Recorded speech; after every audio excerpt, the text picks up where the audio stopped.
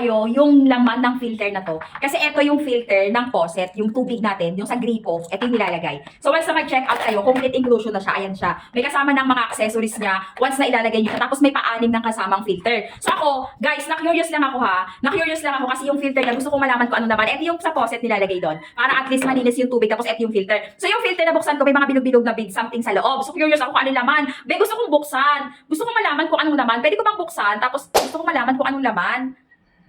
Kung ano siya, sobrang tigas niya. Kasi normally, di ba, sa mga refilling, water siya, be. Water yung, bato siya. Para siyang bato. Grabe. Sobrang tigas, hindi siya kaya ng mga, kahit talagang full force na yung force na binibigay. Ang kulit ng bato na to.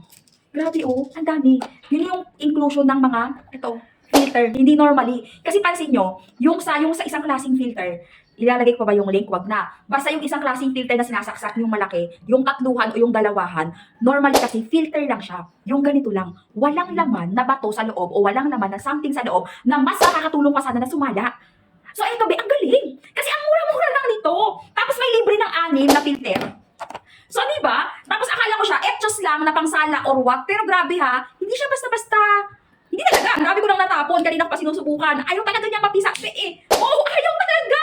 Sobrang tibay talaga. Di ba? Hindi ka nalugi dito, be. Tapos alam mo yung kahit papaano. Although maliit nga lang talaga siya. No, as in maliit lang yung filter niya. Maliit lang din naman kasi yung faucet na pagsasalaan. Yung purpose lang nito para at least yung mga na totally yung mga germs, nandun yung normal yun. Pero kahit papaano yung mga hindi natin nakikita ng mga microorganism nandoon, masasala niya kahit papaano ha. Kaya yung mga panghugas natin ng plato, sa mismong gripo, pwede natin itong gamitin. Galing lang, be. Lalagay ko yung link ha pag gusto mo. Try mo lang. Basta once na mag-check out kayo, complete set na siya. Isang set na yan. Ang dami niya na. Ayan, may 6 na libre. Tapos eto na, complete set na yan. With inclusion na yan na yung mga kasama niyang mga paraphernalia niya kung paano ilagay. So maglalagay ako ng link, diyan ka mag-check out.